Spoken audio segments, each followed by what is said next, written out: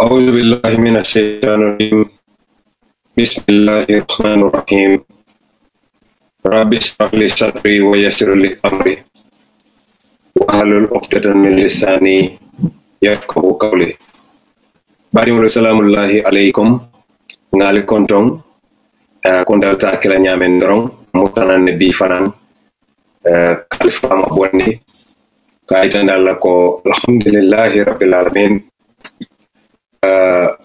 ngaman satalla tende subhanahu wa ta'ala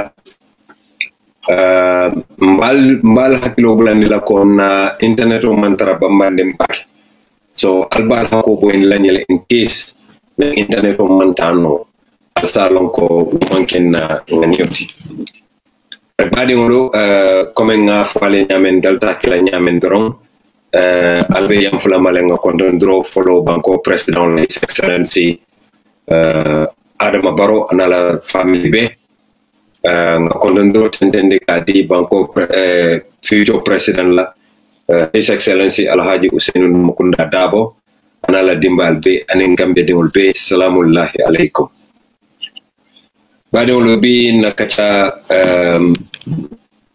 jam fala bake ninga soto ala la murku nyimma kan lafta pour ka kacha dati men na wala mu Gambia mfutata tembo to tembo me alonko politiko nyone ne nyanta bolale yo andonga safaro ke Facebook ko la Gambia karanal jamabi je they are politically brain dead politiko imam fenne understand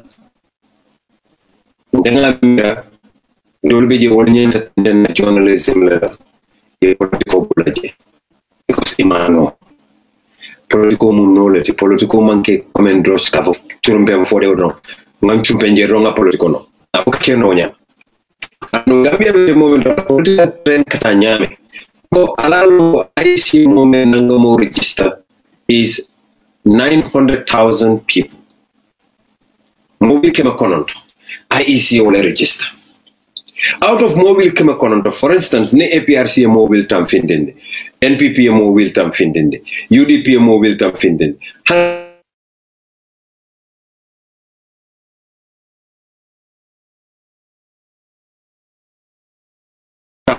the stadium of Fala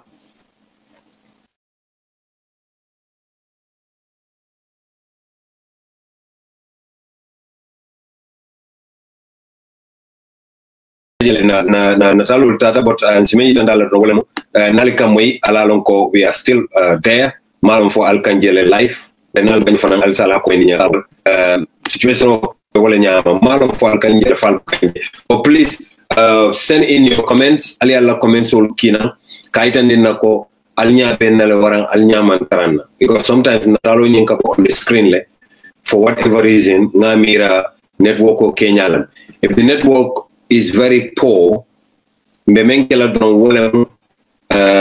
network reset lale then we will come back malum for alkam moy lebang na alkam moy that's perfect but very important topics nyanta wolle kachala bimbe te momento Gambia mbele ngalo multi-million dollars mem filitanon na lotano to kuma mafoje. And secondly, nga kibaro soto kibaro ni yalon ko kabona stay out koto bro kujamale beke andon Gambian to transparency, accountability, probity. This is the cornerstone of our democracy. Ninkume be onyama ntama why government be la fila puka ulma abu Gambia di olma. Wajamano nyanta bola lesai. Somebody is saying our network is very poor. We apologize because ngawole expect our network would be very poor. But nalika mwed wrong, then Allah coined him on the screen. And we will just continue. Gambia, na situation of Benjamin, mbele along the health system is the worst, is the poorest in the African sub-region. And that is the failure of the government because we have competent doctors. Among competent tools also to kela dokul kanyama. So you cannot blame it. There is enough funds. Funding men at Gambia, this corona dama is into billions and billions of dollars. Mbabe faram financial alien nembe kachakona. I know it's very, very sad. Kafoko Gambia, a government minister kalo di bunto kafo eko. In fact, ike found Joe, ikate found to dundi Joe dolukuna mambo men kalam. Ako corruption is endemic in his own ministry. But Mama Eka resigned at it. Jamalo Gambia dingol ndola problem mo moneti. Gambia dingol. Especially in the so-called educated elites. But there is hope. And when there is hope, we can always cling on to that hope to save our sinking nation. In September, Jigola, Kabankuni Buni, Abedingo Menkono Akadune deeper and deeper. Albeamoele last week, United Democratic Party launching a 5-point manifesto. You heard Mr. Lasise, a career diplomat, Mobilia respect. In fact, some people, critics, maybe UDP criticize Kanko. They have very competent leadership. But isilata UDP la nende la. Well, nende lalu, one more porti ntolu nende lalu, ntolu mo porti Alienta wala understand. Mendo binyato. Wala mo multi men kumada banko inipe banko julela. Mendo nyalo ko they are the stakeholders. Mendo nyalo ko they are the prime movers. Ika wala jube. Compare us with the NPP. Because NPP is in power today. Mo bebe NPP jubela banko. Party will beke fansuma NPP. Because it don't have a symbol.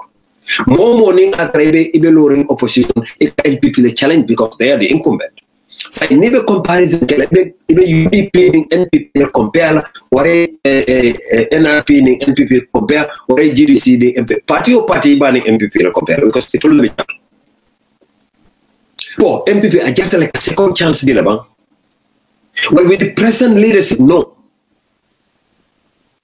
With the present leadership, no. Because NPP is infested. NPP, kurang scandal kurang le dunda NPP. Nimbangu dole mo ila party entire machinery belbe jira.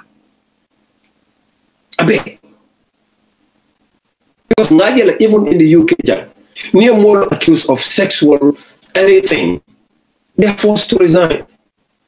Well, in Barrow's government, you cannot do anything and get away with it. The only thing you cannot do is to become an opposition, especially UDP. Of course, you can be UDP. Ning atrebe Barrow savla, delegantly, ba savla bankola nafaka. And table la do okay. Because woman tell a legacy that will be better ala telet. But in Gambia, we are seeing a trend that is going woman NPP favor. NPP found because NPP la leadership. Inyanta fundila nanne ye fang jam fandi certain things so la menu be carry. Inyanta fundila inwala fang jam fandi certain allegations so la many alongo they are linking their party executive. Because a top official of the NPP. New will do that in such a kind of gate corner, like I'll be alone in Memena. Would that alone should have prompted President Barrow to act? But ikamoneke, ita kabudu da male kasi ya President Barrow ko alkana bamba bay ni bamba bay hani ane musolomuna ni abay abe party electoral. But what about the name of the party? Abe campaign electoral but party electoral. Why not ya bondi ya sambala dot? Because these things are not stopping. Ibinakan. And not telling a Faladian Katefa or Tema, another scandal phenomenon within the NPP. Somebody called the sound is very disturbing. The Maji Mambuka comment to read, but because na internet among Taratama can perfectly as a result. Mbala Funko read can. Someone says the mic is bad. But not for the microphone is working perfectly. So but the mic is working. Fombuka sarle pa malo, mic nyimba teskane, but mic nyimba tamakane. Alkam way lebang, alkam way you let me know. Okay, Mr. Sediko, keep it up. That means the mic is working. So lafta me it andila la wol munyintuko. I'm coming with very startling revelations in Minnesota. Many along where it and go the president's party, the NPP, is almost on the verge of selling the Gambia. And NPP inyanta clear inyanta feed la mulkani ya indila it will mean Jumal be deal kan. Who are their sponsors? Because it's all about transparency. Because Diamond te Gambia, Gold te Gambia, Sunny te Gambia, Fen te Gambia. So ni atra misafe NPP kamutol sang e kafol sang kodo na fube pompi kanang and we book a central bank use misalfe. Where do they get their funding from? Ni minenkaroke ko opposition opananka funding sotole. Yes, but incumbency also favors the NPP than the opposition. And when we are talking about the Gambia, after police, they have got proper vehicles, proper communicative tools, so they can fight crime. But the Kule killing Gambian ka koros almantara koroska. Ajube iko base, member basela, the officer commanding URR, iko ya bungo attack, ya telephone attack. Yala kodo samba, yala kido samba. Wolbe o kido yala to attack who else? And when you attack Joro Mende, you boni tole. Mbenga the Gambia nyaba president ro nyakasa kibi ko be Gambia. Okay, they to minimum ako. I can make sure that all those people they have got proper documentation. Documents if and much more ning police or ning sumole kido fight. Keso ning the ballistic experts will call on the work so Kidi Jumala Kono. Because Gambia security is very, very paramount to anybody Mumunata Nyato Kaila. Gambia security Nyanta Kirila number one priority. And Gambia BBBBB atambita benechino in Tantam Sabaro Lale. Gambia Tambita Lale. Our women are dying like flies. In Mosokono Yama. Tinga akijo kafara fo ofo katin na fo akafa afa wato masi. What is going on? What is going on? President Barrow backyard phone will be destroying. And dunga nyim fole nadia follow. Nadia mu follow dunga nyim fole. Nko. Those that are living in glass houses, because NPP, for instance, that was a very, very missed opportunity. NPP Cimentano. If any moki, NPP for they could have sent someone who is eloquent. Amaris Diamono in the local language. I said NPP la policy to Mafi for once. They are the incumbent. Mantina NPP so na kafuti Gambian kulka sabon in tantown in colony everything. It will go be use la politics. What you man to do? For President Bao is the president, is the head of state, is the commander in chief, is the one that is the custodian of our central bank.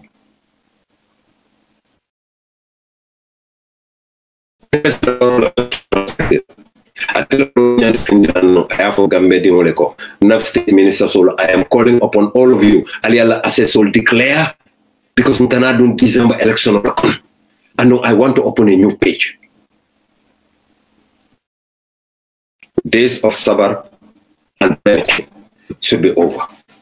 But President Barrow, allegation I don't know how true that is. Yafoko, there is a very, very influential Senegalese businessman, Ekavmeko Mohamed Job.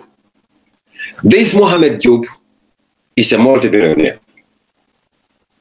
Yafoko, I follow the President Barola, and you are ready to mortgage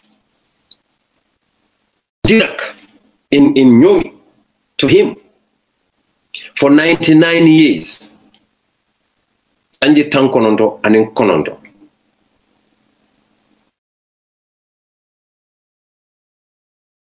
Malong what that is for, because wobe estate omel lola je Nyomi Jirek. I don't know whether that has gone to Parliament. Malong fought at the deputy board. But Gamelo left the cooking na jitan dalantenga cooking na koros na political trend. Gambia man opposition also. Gambia rivalry also. Some of these oppositions will form a opposition le kong katambi the ruling party. Then why are the opposition? Why may a party that ye kafu ruling party ma once and for all? Because new opposition in the Jumala oppose la apart from the ruling government.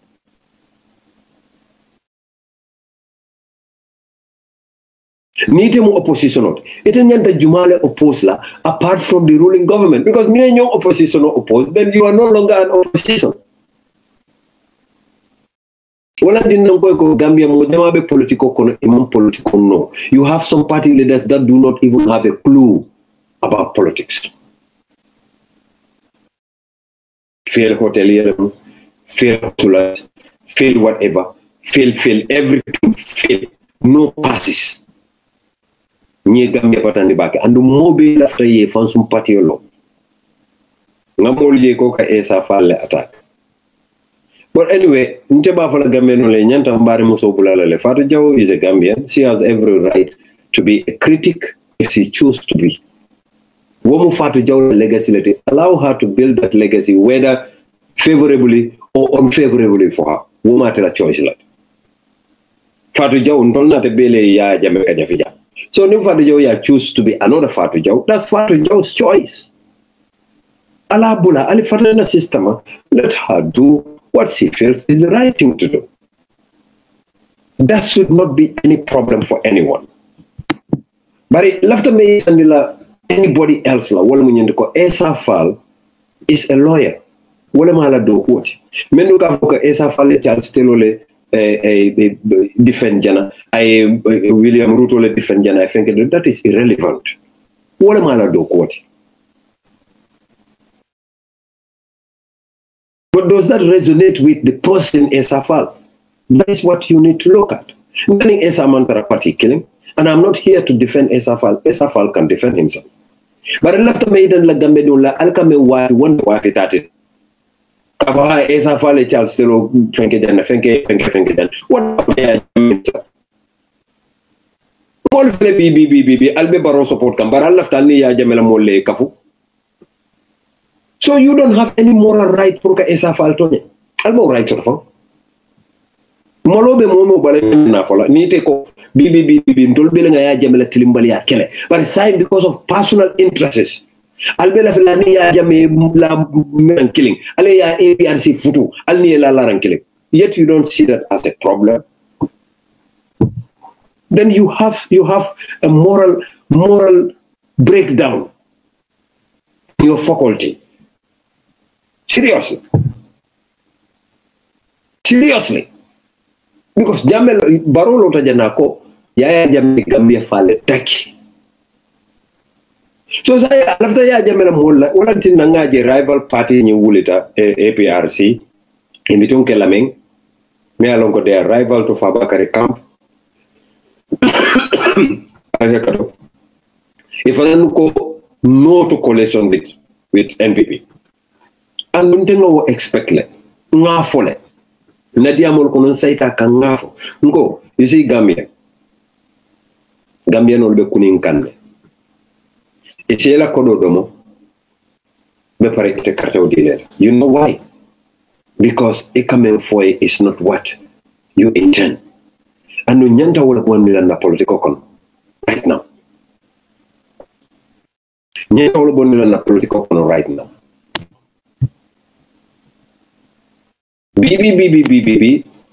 Mojabal Benkono, Imam understand what is going on right now is some of our politicians have already sold their soul and their integrity.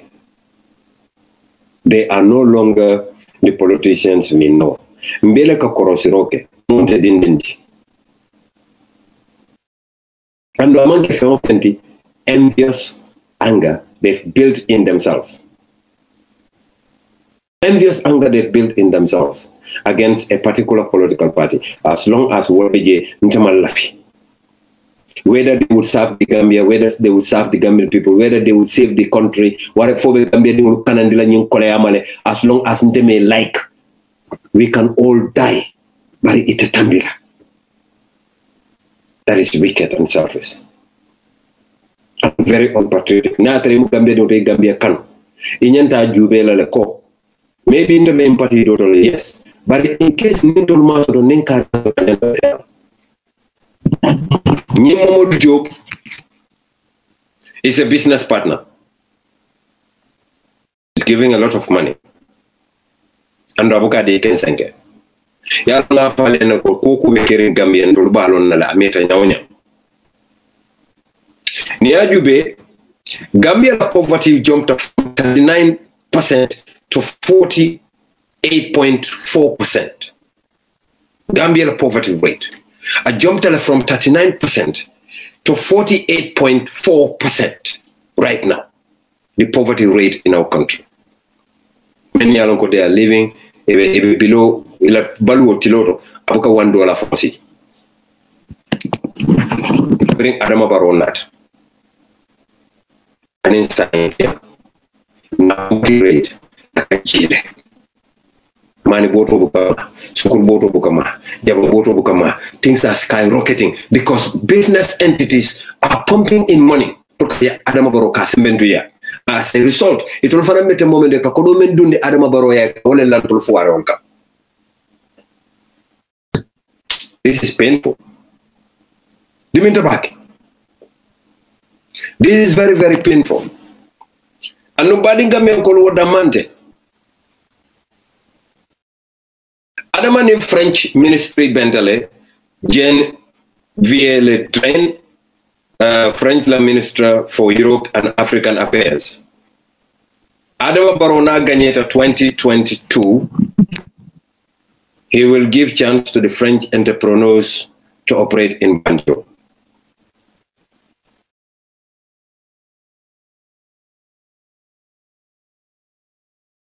That will be catastrophic. That will be dangerous. Biman na me barilla fta pour Gambia dingo being understand Gambia dingo being long. Kon tolo kadun kuda kono. Ya gente politician nolo nana ngamol mon na mentol do be je wolen disappoint le especially Uncle OJ Jallow. Ya gente believe mo na me alon ko be dame. Gambia Savioko is more than 48, but this is what I was able to find from Fox, 48.4. But let us listen to Uncle OJ, I'm for, and in sign, alastan, PPP alastan moment.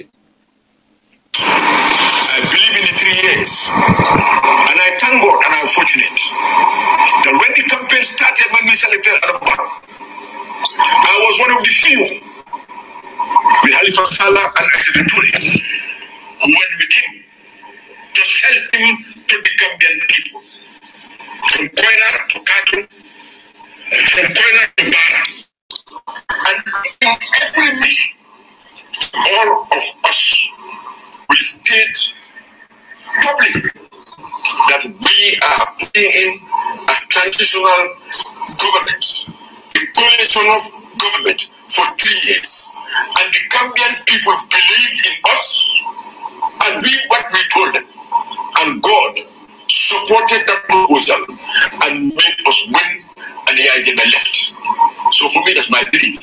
That's what I sold to the Gambian people, and that's what is the contract we, the coalition, had with the Gambian people. Does a contract exist? Is it an MOU signed? The MOU was signed. I gave it here to the program that invited me here, Danaji. Anybody who said it does not exist, that he's dreaming or she's dreaming. Even if you have not signed a contract, when you go to court, do you go with the papers? You don't speak. In any court, it is what you said. You'll be judged on that, what they said before they write. During the time of our ancestors, they sit at the bottom and make agreements, and they live by it and are ready to die for it. What I'm saying, as matured, responsible Gambians and leaders who people look up to for guidance and matured and responsible leadership, should not even if it is a gentleman agreement, we should be seen to be respecting what we say. If not, that is enough for me. That is Uncle OJ. Political con. So, name Uncle OJ, who is now the godfather of the PPP, is now behaving this way. Ko Itolu, they would support Adama Barrow's candidature for 2021. What is he telling the Gambian people? And not only him, Jamal. And Gambia, this is what we have to be very careful of. Alfala Kang, Wokumaya Papa Buffett, Undol Dinol. Nini Alfala Silobla, it will fail. Undol Dinol Bulatila footsteps on Noma. What about those that are following us? Gambia Nyanta Silanga Nyene Jube. Nyanta Silanga Nyene Mira. Ntolo nyanta mfanyi ninkalale as people, as a nation. Ngamfanyi ninka, what do we tell our children when they grow? What do we tell?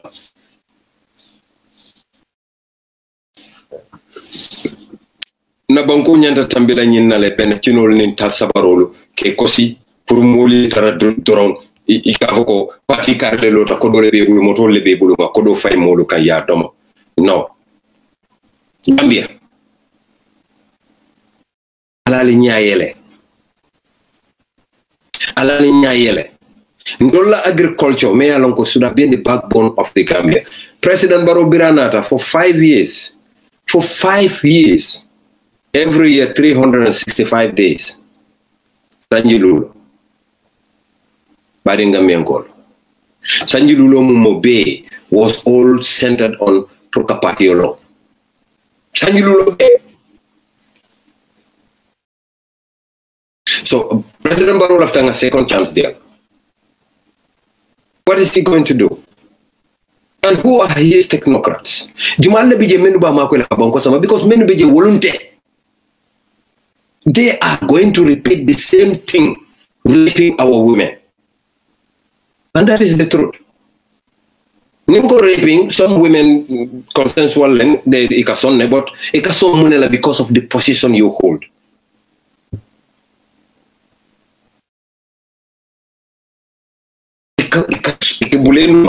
Because new palazzo table, ikadolni for it all that you know all the stuff. And then all. Ndebukala vekabula mola private life no. But badinga miankulu, mbe fenne explain la leja. I was very, very disappointed. Because niw kuyata baba bakel dalilo men na niw kuyata mba explain la le yalo ni scandalo men be NPP this Dusano Gate akuni kuya warabaki ali yalo no akesi nyim futata police station Welingara police station mbuka mutola ko kacha bake ba mbe nyin kumo nyin folale because ay malundila ay niw kuya yalong iko na sister ay sabali ay audio le dada akadibala kumo ko nyomen kamuso nyemen Dusano problème so audio nyin modo le ba play kan ate binkiri mutata faye ko molle bira audio la moy kan anata ni wole nyo saba ay sama Welingara police station ay sama Welingara police station ila NPP ko beta ta jurmi police station e come for the order come from the top yaje meta nyi moy lalde kabirin jamme days order came from the top. No wonder Alma Lutoje because Alma Lonko Bama Mas Bamoila and Tefemuka Gambia and Parida Memoila Muka Memoy. And I was very disappointed because Amis Sabali Wallahi Amanke Mokurun, the Mokendola. Ntenga Welingara alone. You bari niyo kuyata bakele ate dibamane ne on mobile tulo ya moy amanjara ngawul play jam. Out of respect for her. I diba mane ne pour diba sabari. Adiba kana nyinkate problem kuta kana samba luato. Dinke olu babulu betu babudu. They are listening to me now. Dinke olu babulu. More than molulu meme tu babudu dinke olu. To sila diba yam futama ama samba police. But ate molu samba police because wol katela olu play. And mbira futa the police fana even for police ole wole mu ikanenne. It was not true.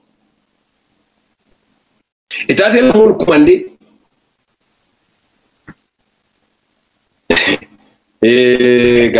Gambia linga hakilotu ndanga Welingara lomba kelade no monyolu itate ol kumandi do ku dulale toy ko albena mbe police station no teng order came from the top tata fa police station barbiri yela kumul sa police ol fon yalo nako this thing is just a waste of time.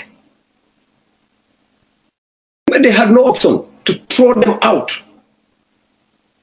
Because honey police will nyabutu kesole mata. Police will take fast and no la kafoko NPP le muha ni mam fenke Barobe fenke lal. Who is Barrow after all? Barrow is a citizen of the Gambia. He is under the laws of our country like anybody else. But NPP nkolo itolebe wuru na police station of kafoko funga nyuko daw bondi. Alime mira Dusano la alika dule lan kenema alika lan katandang kensanke dalil takal and alika la colleague lem because anytime you come over the drop Dusano Gate like a kacha alta sutura laba and alfa olkale president Barrow mane nile pora kana bay aya tuje because dube doku kende ba parti yoy ninga alman jolo bulano ala kurtola wo is fine atol fi. But Almaloko, reputation wise, went on la bankole to Tinya. A presidential advisor. Almaloko makamo kumaya battle. Presidential advisor. Hani dula kuonde. Palaso membe marlenga bulu mo palase kuma bale tento la bankoka. Anu Dusano da mantenyenti. Ibelemu. Ali dule tamoy yante afale nente bamba man na mo bayindila ba natara mo bayindola mo be video le bondila jang al nyaaje albal bulole la kunto bari I wouldn't do that because ñunu ni dingol mentale ngoy ni to le nte tasoto no te bare ya janjande social media be donna hakental ngani yo finta nyame ñanante na ala tal tu mo je albetula malo damale ko toro ite buka koso fangu ni na ko manu ite te moment every day te katanore Even to la banko president la banko president kayo betaro la Gambia nyadile. And these are the things men can take for President Barrow la court. Handing President Barrow is the best man. hana tele beti ata ni candidate sol beti ni no ka katala wol ka nondile every day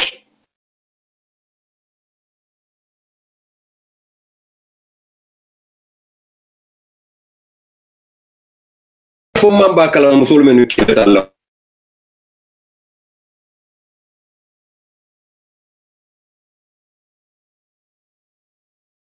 afele wonde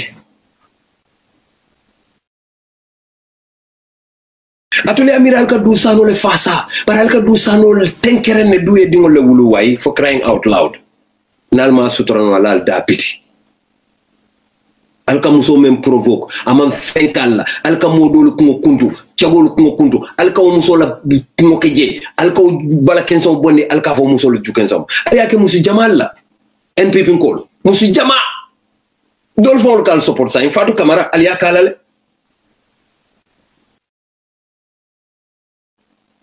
NPP le dalta nyina andu nyanta stop la le nyima nyana nando la system ko no wayi my friend mo nyanta muso bu nyala le wayi bari NPP be bu ko kuma fo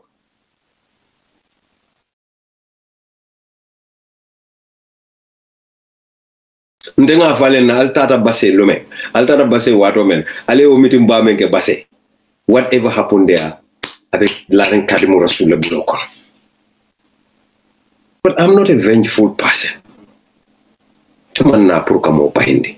Manna pour kamo tinya. Nte manna pour nale nyo sabafang. Nte benna pour kolla. And no fale ne ka bring at the inception.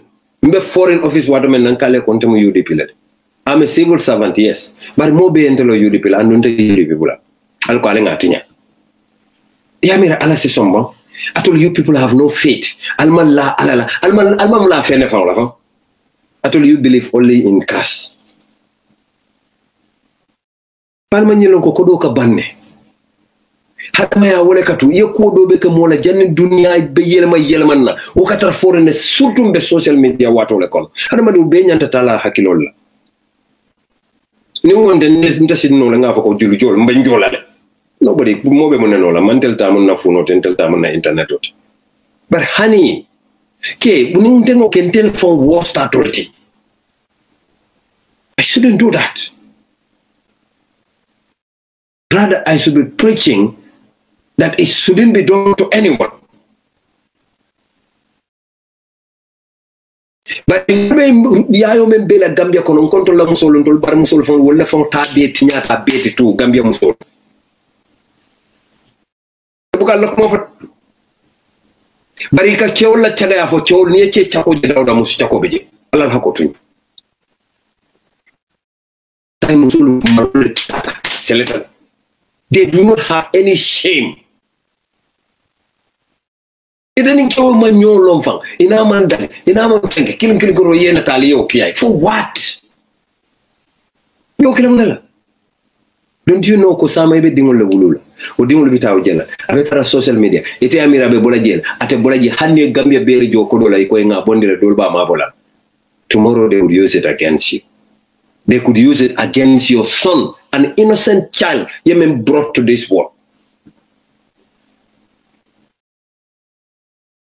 Rita police station, yeah. Imam may understand wala mo ko itol fon lu ni membe nyola e fon lu damal bading damal lem. Nyima si c'est la sister. Nyima si c'est NPP. You see, Gambia pay back in fakele. Gambia nyantang hakilo tula back. Ni mol men yalon ko politiko ke fitinoti ni tini tul mantar ko nyante dindale. Ko NPP tamal ta dindale. Ko enen la munela.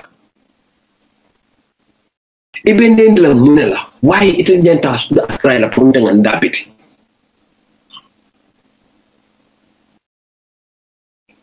Ndenga mere President Barrow time hospital pour President Barrow e fintinang ayala mula address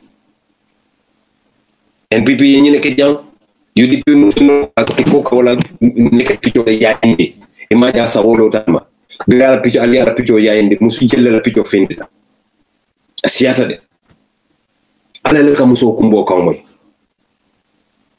ala wala ka muso kumbo ka moy yalon kale ne ko ika modo ja ka siso konkonte mu forolti ifala forea ni ke senyo konko wala ite me fanga malo e kamen fanga fanga ifale mu foroti bari ite la forea o be fanga bulu ni wonde kunta kinde te kila jongote because kunta kinde yele ma woro wulo be mu forolti bari ya nyita kan ya samba wafi yake jongote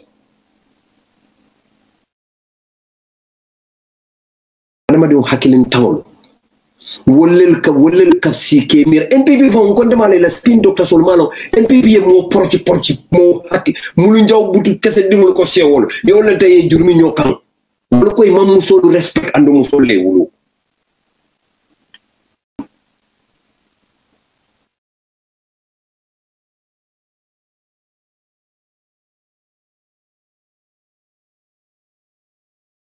alenga hakiloto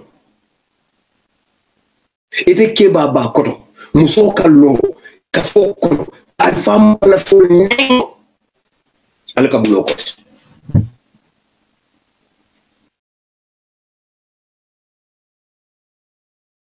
musa ko firawna rabbukum rabbu abaikum alawlina alenga hakiloto alfato de alfa nte mote dembo bo janne nan deñal ndema bi raje namantara patikili nyawonya mota nena nyal but all this tribalist egocentric rudeness membe keri banko kan banko alfa le nyanta fintilana surtout na dina nyaton kolo ya ko kawande prasi bo alamantan kalaman satalla la kam fala kila hormot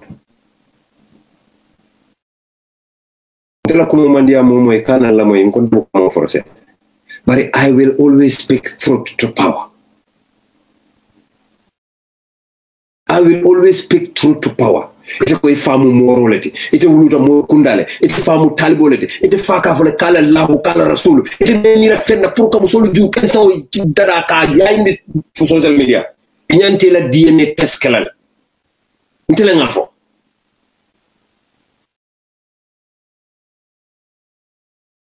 Gambia billahi wallahi tallahi ninga DNA test ke Gambia control fond damal be civil work e dindo kulde wonte tati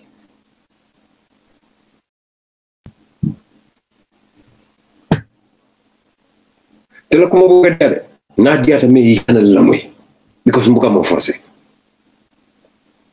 but call membe tamakan Gambia is very sad and pathetic ani ko ya warta baki wobe kan tapale yanin sunya robe rampal ding kamera hayrante nga mo je civil service e ka fo nyoy ko ha adamam be wol manan kun nola manan kun ngemiro la be wol manan kun nola reason.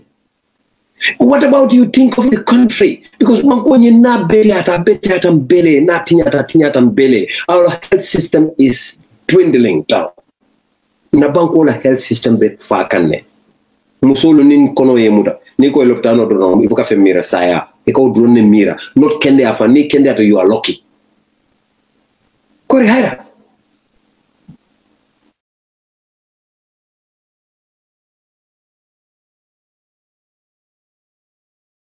Gambia alenga buli banga diamu noy bang.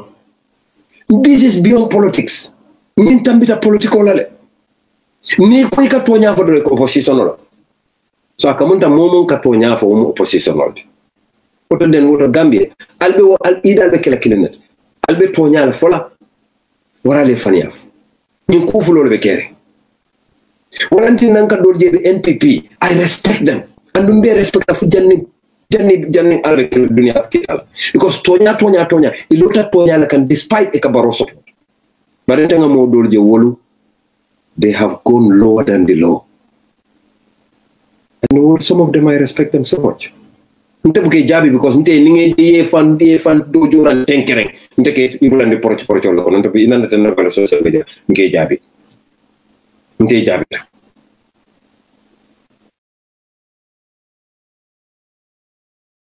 Bari Gambia wallahi suma wallahi mbele ngalon mo fe amanke moy fenketi mbele ngalon ko na banko kata nyang it's wrong e kam morje ka fo ha malafi barola bari malafi UDP man sakunda la wala nambe bulala barono what sort of citizen are you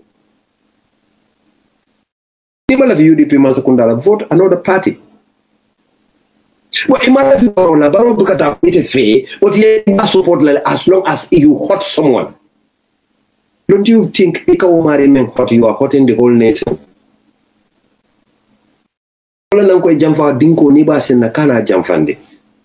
Nde malafi parola malafi NPP yelo. Bari ni NPP ni gagneta fana. Alaman tankala ni gagneta fana. Mbela filele ya keku. Because ni ma keku womun tol beleti. That's no longer NPP. Bi banko be moment NPP da bata batakan belebe batakan together. And that is the truth. Batakan together. Of course, few NPP officials, top officials, will need a musul sa sama Dakar, or a bondi, some black and a jaraje, will so amenities of a sakeno. But what about vast majority of Gambians? Dolmen can you ban on social media? Dolmen can you name on social media? Dolmen Kakumaja on social media? Dolmen no Kajafi on social media? Dolmen can you come on social media? We take the brunt of the poverty and the hardship and everything that our people are facing today. Nimano da koleta ndolle ka bakra. Ni lopitan boro da koleta ndolle ka bakra. Isi kumandi ko la sister iko diabetes la bala ni man ko do kine basi ngo kundula. Wala ko fonkol bala ni manyike basi ngo kundula and you have to. Pitenya kasi no la mobela. Hale benu fo ka ko nimbaro ganyeta ndebe ndabo la Gambia ko re ba ke no la nyaadile. How? Ba ke no la nyaadi. Ibe da bondi no le fon la ko to nyaadi. Ite wulu recorda men ko ne ko korda dimbala bo daje abi general iko ha no baro ganye tan date je you can't do that. So alinga let us stop this illusion of infatuation. Alinga bolen ko kono let us work hard either to make Baro work or to get him out and put someone there. This is what we all need to do as citizens of our country. But what is happening? Mbenga jele United Democratic Party ila leadership ila 5-point agenda nyimfintinde bring party leader bediamola ala kuma kongolto ay meyitandi wala mo atolo mo kendolu atolo banko din kendolu na national executive na keba kafo menu along ko mayolu aning Banjul mayor ni municipal mayor care persons aning Mansakunda do kulalo aning honorable members of parliament councilolu media aning mo kende balu ladies and gentlemen mbala kuma ko nyim tafsir la man ninka kanto parti li ko abal samala wa ko sabafa la wa ko so mandalati ako ayalbe bunya UDP la manifesto 2021 anina tunkululo anina website onyin doko ako abenda tenelo le fe Oscar Ilmuan saba 2021 wale benta UDP la tilmuan tanyi konen lulu duro fe ay même fo wala mo nyinde ko nyimu ku nyatota ku baleta ku maya batale banko la poto kato bila mo UDP fanam be la talingo lala banko dingoliye ako minsaje ko fondinke wala men mina sama men be Gambia marala wala sike molti men ya lonko dol be je nyina mo rasinya folote pour ka carte o fay andum be signi lonko wala fanam be bulala mol ko men be history men be tar ko ar ko la Gambia kono na banko me ya lonko banko mbele ngakano ako tungum folo Sojar Mansakunda e menta bire kudeta ke July 22 1994 wala mo ye banko la political activity sol be suspend ako wokono biru woketa ako ye PPP deindile ye NCP deindi ye GPP deindi ye PDOIS deindi ako suspension ning Sojar Mansakunda ning AFPRC ay silo dila pour ye fang tutu banko kan ako 1996 inata na banyi wulende biri banyi wulende o watole mo gamede on na reka fu nyoma partiol be nam ke PDOIS wolman fa woltenta da par parti kutol findita pour que Yaya Jammeh challenge at nyin carte fa nyendo okay ako wotuma kachal kirim pour que parti kutolo même UDP di ako July karo 1996 atana fok loku wor ako mitol kono Sidia Sanyang me alon ko arman manin kafar kelay allo ni la kata kolu ay kol men be kata je le kata studio administrative secretary follow the United Democratic Party ako mitu nying parti sabale ma be taje PVP NCP and GPP wol kono honorable Keba Tamba Jammeh Mr. Sidia Sanyang honorable Landing Jallo Sane Alaji Job Kante Alaji Ansundin Keta honorable Mbemba Tambidu Mr. Femi Peters and Alhaji Amadou Kora ñuler bent akola meeting follow benta sibito daro le fe anda kita kudo la kono bari mala fi moyalo munebe kene parti leader ñin tentenda ka parti o comme ananya ka be jaba kese woto gambe ngole ako bi pour ka kumo ñin suende dron bari kana ka ja do la ko bi afele mbe dori ala miralo be jam farin parti leader ko ako kartu ki doli be kono doli o parti lo bi wolten kono ako bari ni ajube fanan iniyo fanan sikuya katu menube ko Musa Kamara Haji Dembo Tunkara aja Mama Gale Sise aja Alaji Ansu Mana Diba Sam Silla Yaya Jallo Sidia Sanyang Okuta Thomas Christiana Davis Femi Peters Alhaji Mustafa Diouf Sana Yai Bojang Mas Job Honorable Keba Tamba Jammeh Alhaji Landing Jallo Sane Alhaji Ibrahima Pesenjai Alhaji Landing Dabo Jata Mamadou Diallo Alhaji Sa Aliou Suleiman Diak Alhaji Karamo Touré Aji Jambande Drame Aji Fatou Seka Sekom Aji Anta Samba Aji Horeja Ndour ñube mo mo le timeni alon ko ñulle UDP lo Aja Sadio Kunjang Sane Mr Burama Drame Aja Mama Sar Aja Kadi Mambure Aja Karamo Fati Alaji Karamo Fati Alaji Suntu Dabo Aja Kunda Kamara Ya Sali Makalo Suleiman Nar Sonko Honorable Abu Karama Gassama Honorable Buba Samura Honorable Baba Nindafe Solo Sandeng Solo Kurumang Lamarong Singul Nyasi Honorable Fakeba Koli Pakeba Sane Aja Nyaha Ndaw Alaji Ambasi Lam Ndambung Diba Fakeba Koli Jahe Suso Aning Amadou Kule Seka Gamansa wolmo moneti men ya ko pi parti leader ko wolmanta dum wolmammabe nyimbe moto me ya lonko yakete andon abeni tandila gambe de ko United Democratic Party wala ko kan United Democratic Party nata na ke parti olti parti me ya lonko ila tamanke kensauti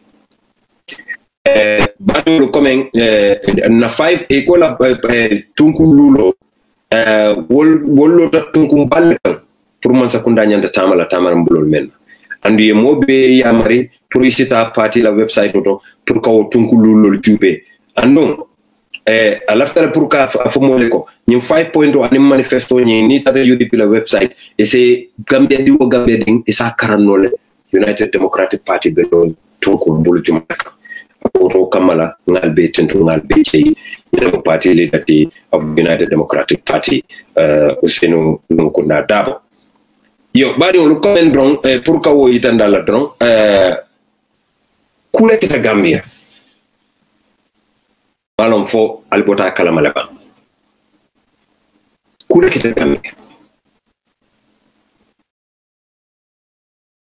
Ibrahima Ba drive folem eko ya butele eko mokla ya bute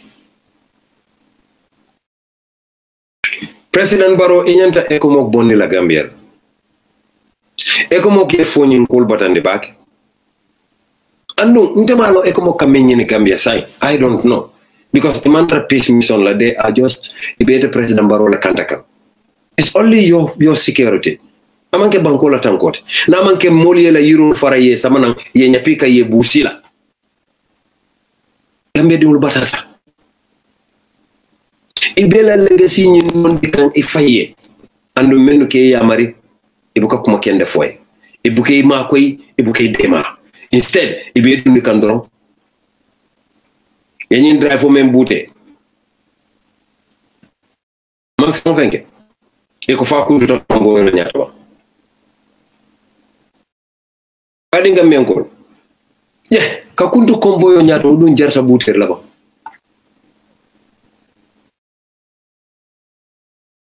yaje mo furin kenza wala yaje e buke tol fode e ka fake names wala sub fenke bro yena social media ni be diam la do kuntu nyaata e man do ma ko UDP gave us Barrow.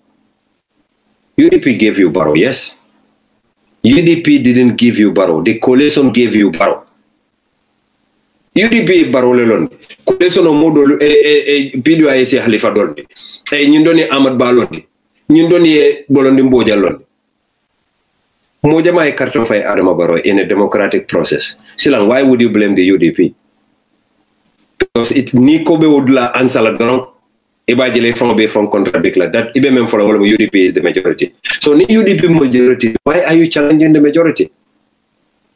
Wala nang kalman political no. Because ni ajube NPP NPP because incumbency ni ko fanke won lele incumbent katar munu ma yonu ka fa alna kafum party alna kafum ngama ko minority government law who are they challenging e ka jumale challenge because by right yaya jamea sanyi mu wonni saba amam party kumandi ka fo nga coalition fo aman so ala fo nyal party kilim fo yaya jameni me coalition aman so. So why would MPP get one in the MPP go killer? That is because Imam Ninko mote bulu is enough for Bamas ko mote bulu na molu jube hanim mo for the president Niko mota bulu modol ka bulano when the president of the dia ko mo le funti. How are you sure ko wolbe la carte of file Barrow? Because BBB ni opposition no findida. Mo mota opposition no bendula tay tisa do dunga e don. Alonko wokaita de president la kontea plain jara onyama kaita de Barrow la konte tetea bare modo e Barrow la tisa do dum abe don kan achoto wara abe don kan foni abe don kan la ko Barrow nyakoto wokaita de Barrow la kon la palaso tumbul kana bonimbul andu nyina muto nyati NPP so no mo dorone be wolum nola ni wonde NPP juwe ndenga lonne president Barrow mbe bomo fay biring Ramu Sabali bota NPP president Barrow ini ko yata back I can understand because Ramu mu pila ballet Ramu mu bi sifa mende na parakasita bentamu man tembe anymore. Because nte Kadimu Rasul membuka silamu wala fereng. Ramu Sabali ngotuma be NPP. Nadia mutanka sekle a little bit. Because abuka silam. Let's call a spade a spade. So Bira moved at UDP. Aduta President Barrow Ramu Sabali cost men is over $5 million within that short period of time. Metonya la fombe fanian. Ramu la boji odam. Pro Ramu ye Barrow sisters men low. Isaje u Barrow sisters full kanabula Ramu noma. Women were called the State House. Ali command the State House. Ali envelope. Ni envelope last. Cannot buy loyalty. Because no, they would take it, but for the card of file is not guaranteed. Kadimoroso. What I'm going to me because I respect you. Kotogo ngebunya respect. Nanko nteda madama ibe menkonete falako. Wallahi mangni. Bari man na kumo moy imam ime fama fana na kumo moy aya fo na koy poison be bala corona be bala ni ma bondi bala ni corona nyina be samba wala kumo type corona type 2 wala dund e mala kumo moy andum that corona o be finish la abuka sali adate ala kudo adate kila kudo na fikolo abuka toyaf Ko NPP wala nan teknika NPP la ko kande because nte mo mola je ko buro bala me ya lon ka bana fala wala mo be albe meto wala nga sidin jaaja ka mola chodiye ngana secret agent ko man kay ko fa na nyaba sidin jaaga juma rek chodi president Barrow. Guess what?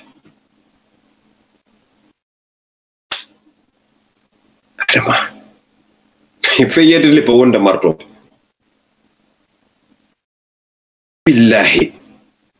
It's very sad. And Munebe Gambia, member caring Gambia, Alma may understand. Nimbaro winter is disaster for some people in NPP. Yet they don't know. Some document formulary ona. They finish lale. Baro fon. Ngo do message okinya ko akonyen tolbe me ko do akonyen batu hani baro e kanye. Nimbaro kanye tambe farfar lo kelal. And wol mu ñu commence le NPP. Men yalo du. Jamfa kolon e basina kana dinkani wallahi alaman tankala hande mbaro kanyeta nte be jelala nte because modol be jembe wol jela fo nganda fitela trakas anda te bay na man gagné dum patio be fala na man gagné patio be fala mbaro gagné patio be fala NPP belo damen de bila kabulu leka ida ye gagné mu o patio fa because barote o patio sustain nola ni NPP boy patio me alon ko 1% ka bankroll 1%. Alinga hakilo tubake Gambia alinga hakilo because ngakula koros Ramos Sabali bira mufta atata UDP that night. President Barrow was uto oduta nde kadi mbota o kala mbe sir mbede corona be mbala jato kono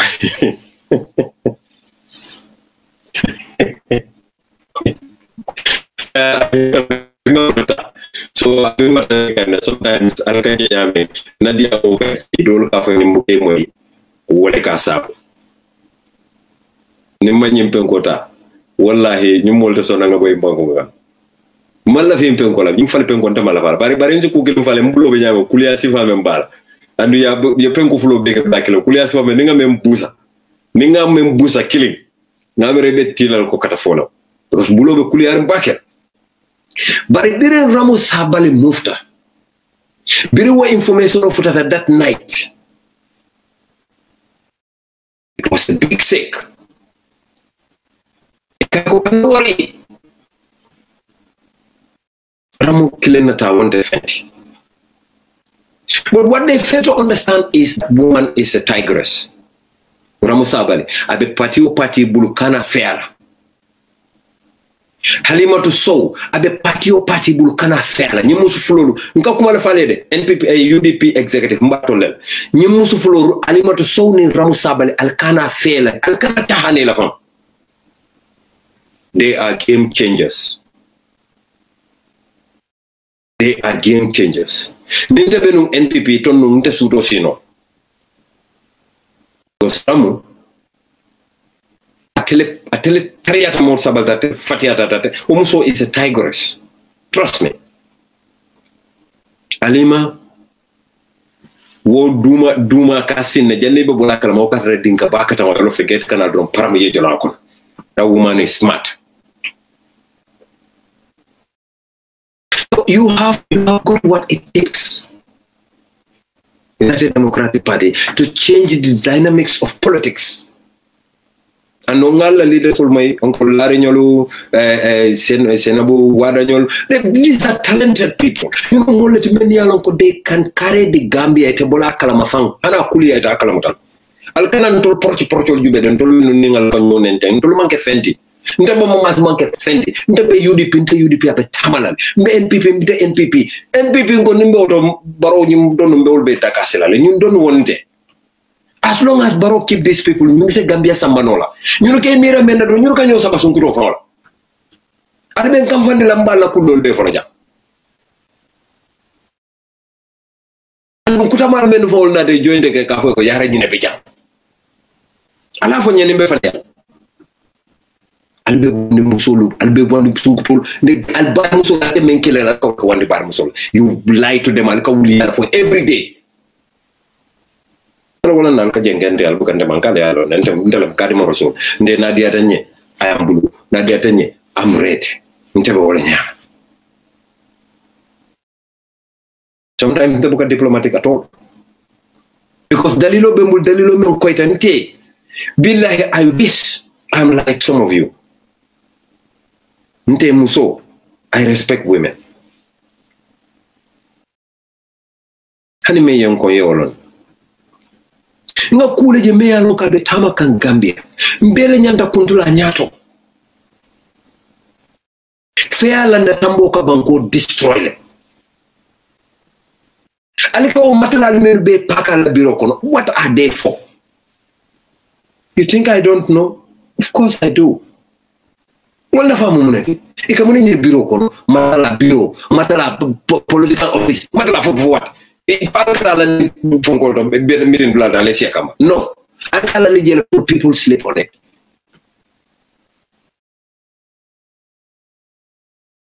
The same thing all over again. President Bakoni afalata kilon iti mele bayi jema kala moto di ala lede albe tulante bamba mas fenkela drone all the time barinte quand même fale ente ka tollel dema Gambia ngakule korosi Gambia ngakule korosi Gambia ako enjahale bake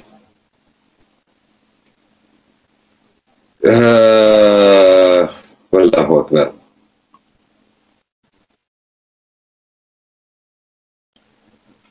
ntamo e misilmol e ko misilmol le muyti mba fala misilmol akan jahale bake Gambia misilmol kalo e kafoko ala e mansamen tambin alinga bulano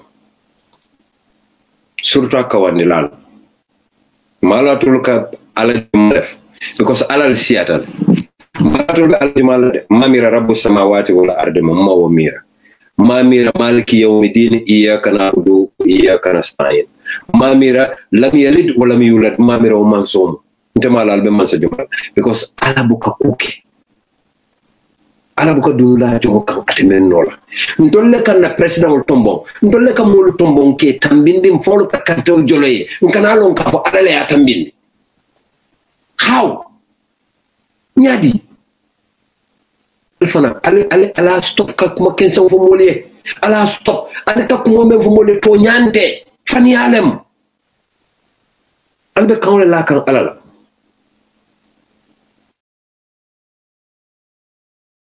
tila na bota jedu ala le abonni je nim mol man karto faya bota je ala la bon because nim mol man karto faya bola je oto ala ba bon je sila munantin na alta folo man sake wa ay tilin Gambia dingul tema alta ma ko la pour ala kaburo e bete afe alta ma ko la pour ala ka yomal kiyama malaikol menu ba ni kala munkar nin nakir wol menu ba ni kala kaburo ko wi ni karo e sone ya ma alkana filindi Aliakano Altonya Faye speak truth to power if you love him.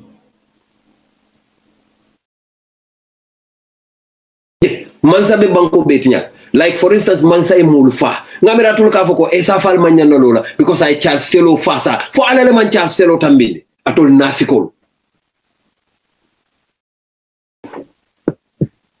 yalong alfa ko alfa muta diamo ko nal duka bakla esa fale Charles Selo fasta antol ko alay man samen tambinde ngabulano fo Charles Selo dum iblis ale o tambinde ba fo ala la tambinde alinga fania fo bula Gambia alinga tonya fo Gambia dewle alinga kumo fo e kumo me yalon ko wala bentul be tankala adingolo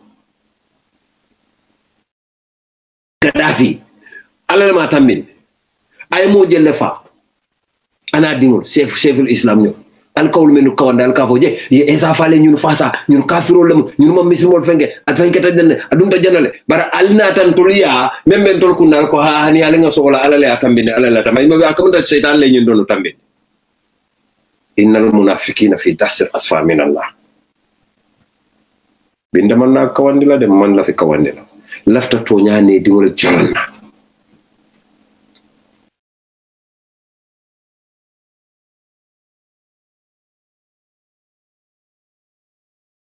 Ndoma Musa ko kabaro ya marle anala molo but that's what the dialogue is all about. Dialogue mu ya marolti, we are not fighting, we are dialoguing. But dialogue la we take, give and take.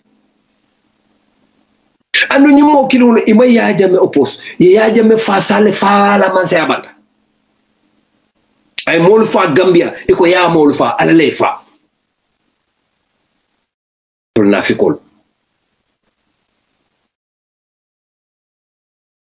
adni ala be nyoyabe dulalde because ndama la tole mun dina si fala karam ala ma fo man say mo fa ala ma fo man say mo tora ala ma fo man say do ba tonyen ala ma fo ando atulle nyanta be kawandi la mansay al tonya fo mansay ngo no la karnalu instead of mansay bule no may to la kabula mansano Senegal la karnalu mansala kabula no ma walantine hormone bu nyaso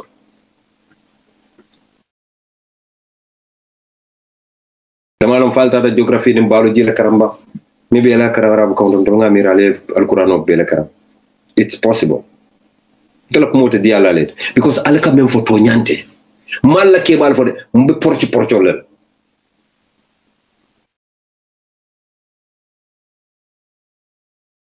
nim mo man la fi alala amal la fi kilala mo ma nyana bulala la nso wala nalbe kankile wala bari momen ka mol tora iko alinga bule je hanna ya tara kal tora ntaman so wala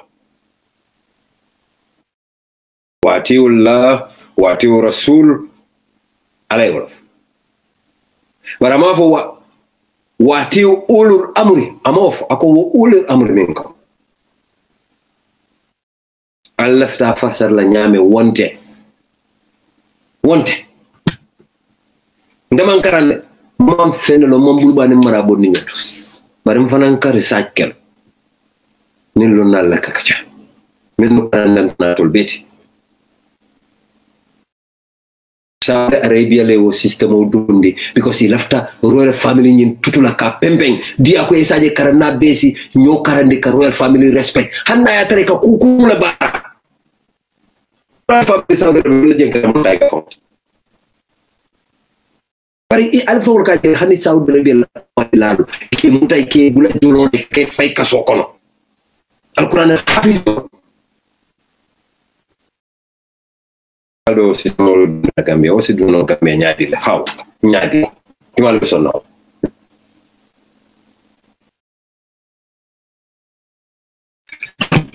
badi Gambia ko lo APRC fitino bije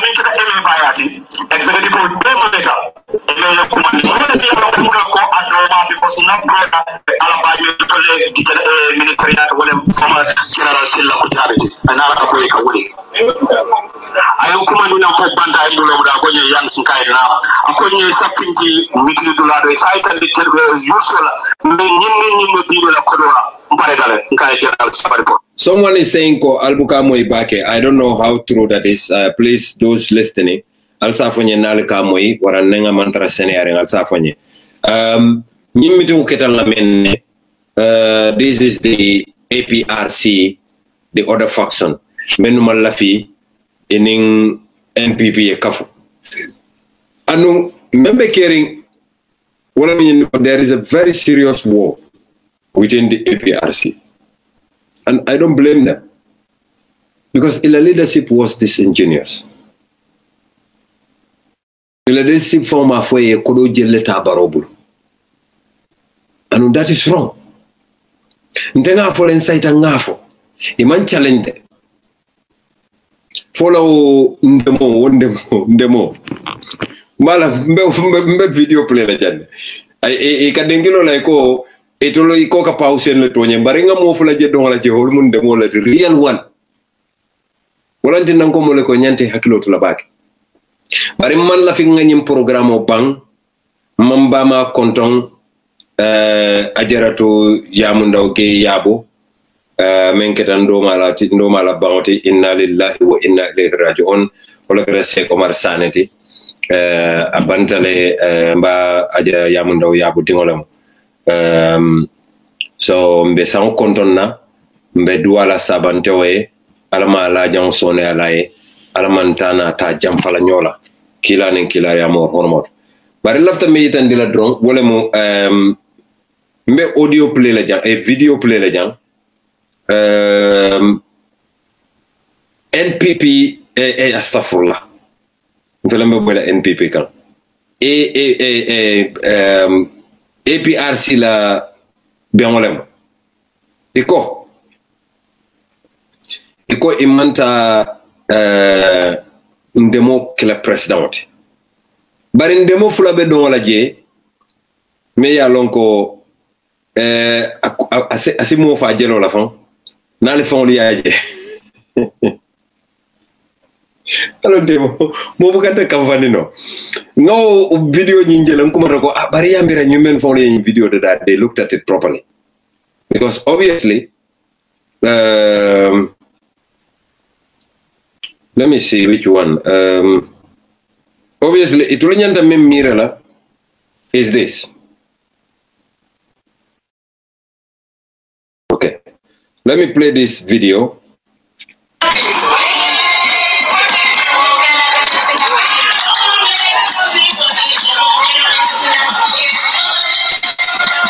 Ya ali ne bol jadol, ali ne bol jadol, ali jel.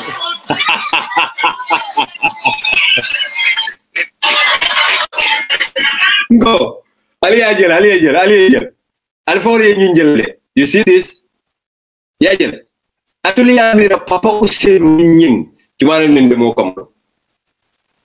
Oh. Otherwise. Ali ko kana jiga. Ali. Just one.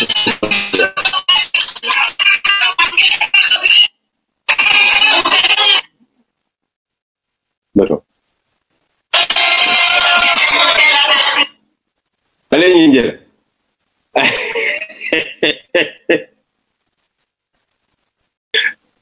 Go. Ali ramo jube ba. Alfula jube. You compare that. Petrol mental. Is it Gambia? Ngenda hakilo tula baki. Nde ngamira ramo nyinyatante damal. Nde I'm a very ugly man. Bari ngamira laisen fana nyinyatante damal ko serero. Atela kola fon fale. Ngamira fa bana dire bon la air conditioner. Banyu tilo ya kanila mudara fa kremta. Vous savez, andi to ko kamodo la kajafi ko kajafi to men fon la iti fon ni wo kamuno. Katami mo bela. Ni aji don la kamera ko chimpanzee. Right.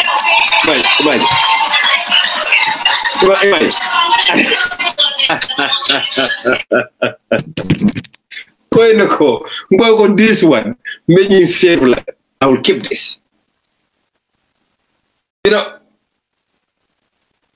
itolo coming, itoli UDP, ilafta puru itolo Fabakary Tombong Fabakary Filita, NPP atombon jata. Itolo lafta UDP le kele jawolti. UDP was only their political rival. UDP manke jawti. UDP malafi ya jamila nga wole kele. Biringa bonli sign. Ntoli ni tol benyanda rival omen sotla itolo ko kakafu wale ma. Nakoro UDP kanatambi. We are not enemies. No. We were political rivals. Bring Usenu Dabo Fundida. The first person I may follow my ate. But they don't want APRC Nkoli Omoi. We along NPP APRC problem over APRC la katamid label. Muna Mosi Rambo ke deputy leader. Imagine ave diamono da force force deputy. Ndo dia bata ene. Momo ko ndo dala bulabe pare la plani ko panyoke. Because he love this name. Bari Gambia na information also to ko there was another scandal. Menkeda National Environment Agency, Director of Finance Mohamed Dentin, Eko Amansona Mudokola, Kato Police Force Squad by Ninin Kane, $1 million filita Odulat. Mohamed Dentin, $1 million filita. Gambia, Alna Hakilotule. These are the people who know the Baroi Boje. Because you feel Baroka, Munga, it's a bill, eligible be fa, the court of an often fight. Baro, as long as he can support draw, it's fine. Ndoko civil servants who lay down on the political. Civil servants who don't be yakan, especially within the police. Go call former Adinamuso, a telecopter, Betty license office. Gaki Malaban, Gaki Mala respect draw. Ndabukomsoma. That woman. BBBBB. Just because of a Kataba Bamburum Barola Comas, he can do whatever she like. Not that I need to book a fair.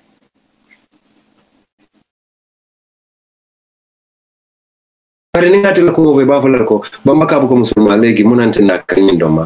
that would not be fair to her, to be honest. But no, the Muso will be you will be firing Gambia tap.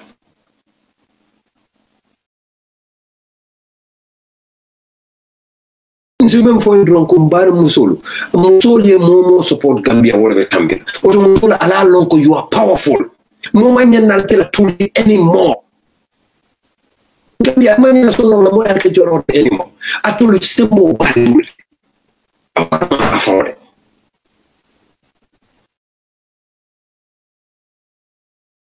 Sembo balul.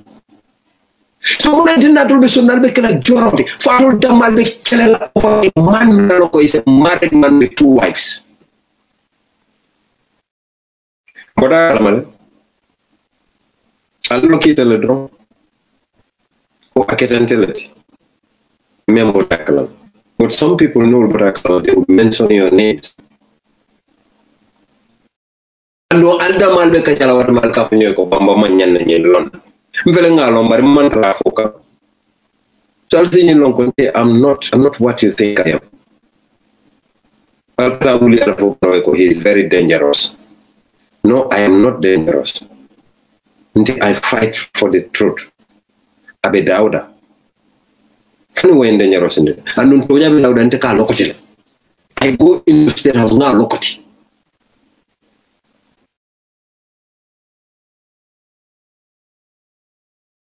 President Barona did not forget a canning masala. But I do mala every day more or less never fainted. The same tactic all over again. Alhekar. Akuni kwa warapati. Akuni kwa Niko be diamol ron iseke jawti iseke banko jawti. There is a very huge panic based in house led.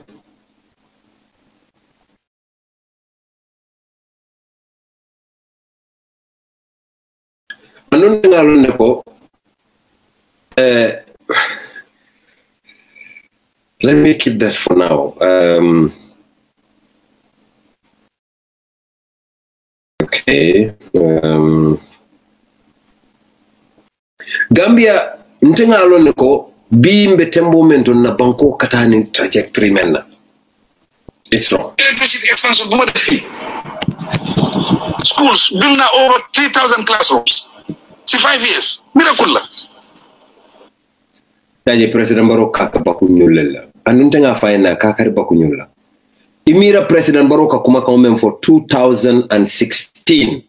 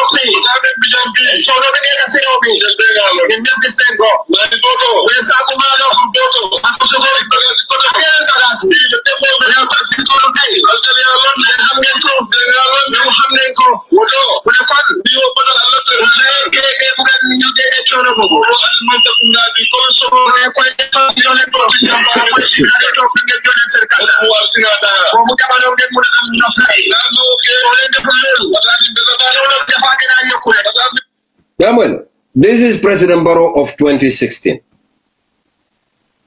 Koleale be Gambia, Molbe Borla, Ibita Bakwe, Mano Dabe Kolari, Tulo Dabe Kolari, Jabo Dabe Kolari, Nanimang Kartofai Kolesonoi, Nanim Bondije, Abe Tentenale, Abe Kafulale. These are President Barrow's own words.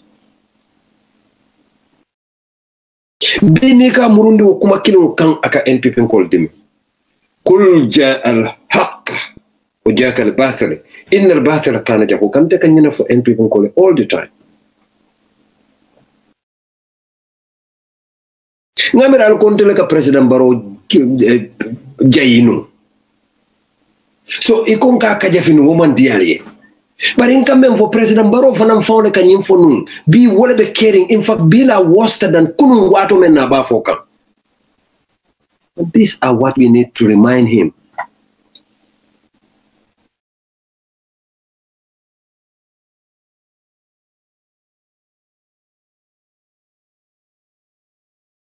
Koni aniko ya warta sometimes ne mira alfon ibuka ne mira no kotenke.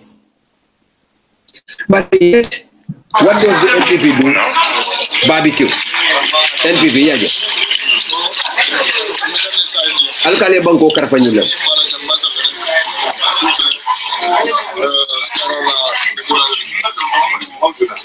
Ale dunyo ne ale je.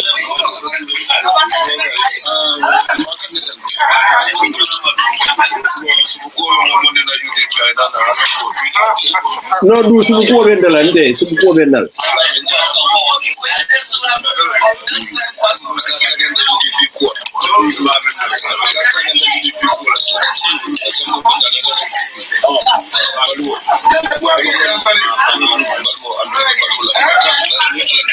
Yeah, Moile, these are the people alkonga banko karfamenu. Ko bolwol be NPP.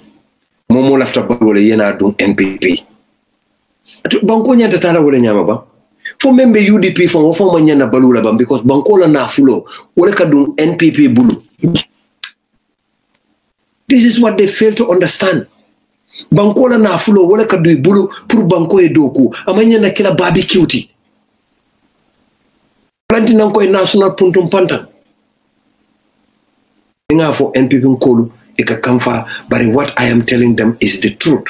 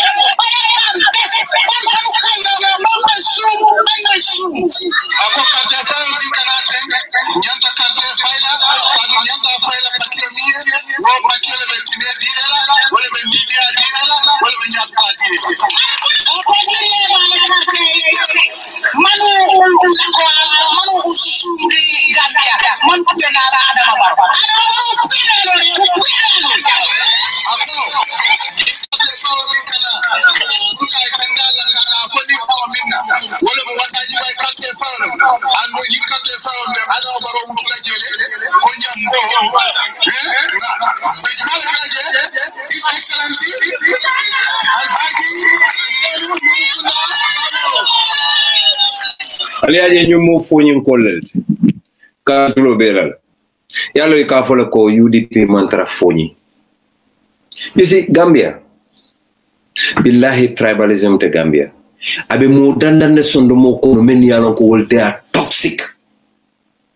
They hate themselves. They may found the trust. They don't have confidence. Well, look at tribalism. Think, he saw say what they were thinking. I'll be a jelly bring UDP be banko yaikam. If that Jimaranyo Alka for the Saturday, then they be battling fatly. I'll be battle, but tribalism alta do no.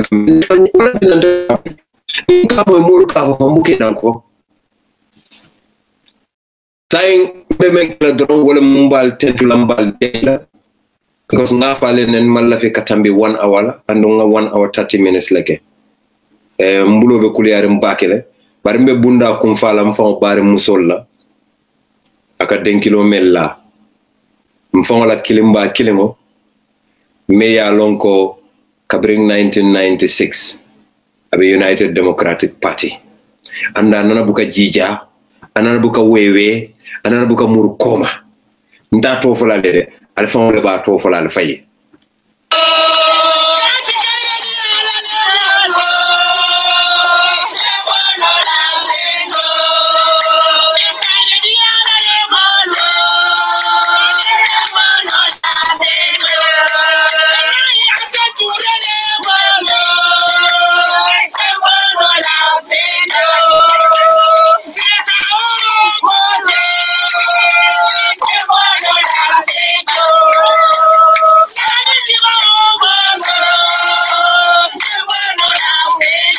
Wait, let's just stop it.